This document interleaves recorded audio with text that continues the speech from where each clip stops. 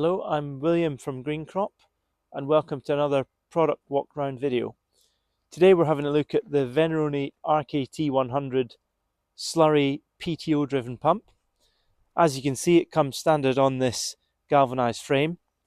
You have the retractable legs, the forklift pockets, and then also it has adjustable rails, so if you did have a different style pump, it can all go on this one frame. Has an extra section on the end as well. If it has a bigger pump and it needs some extra support, you can have the longer frame like what this one does.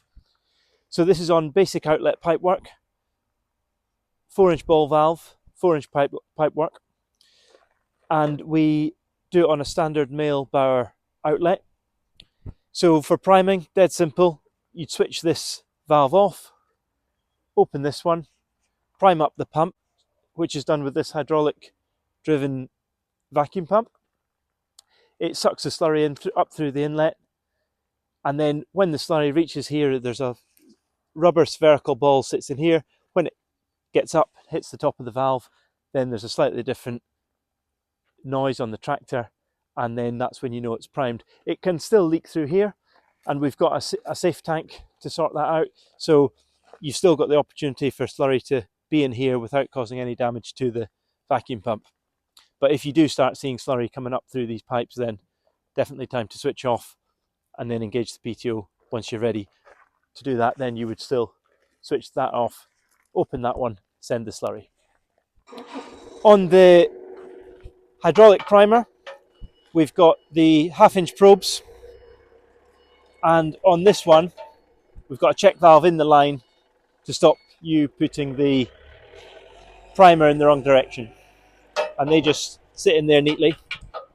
On the pump itself, you've got the cooling fins here to help with the radiation, and the chopping mechanism sits in here. You have the volute here, and then there's a mechanical seal which keeps the slurry and the oil apart, and there's a sight glass here so you can see if there's any contamination. You can see that and you can change it.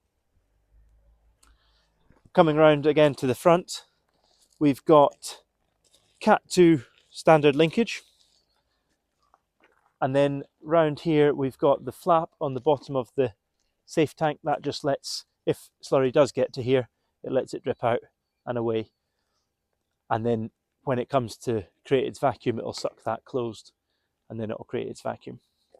On the Veneroni, one of the selling points is that it's a high capacity pump, high pressure, up to 300 cube this can deliver. Round here we have the inlet chamber. So on the Veneroni we have a rubber flap in here which helps hold the prime, so if you're pumping to a dribble bar or whatever and the dribble bar has to stop, the flap will close and it'll hold the prime. You can take it off if you're in straw or you've got any string or detritus that you're worried about getting caught. You can easily take that off.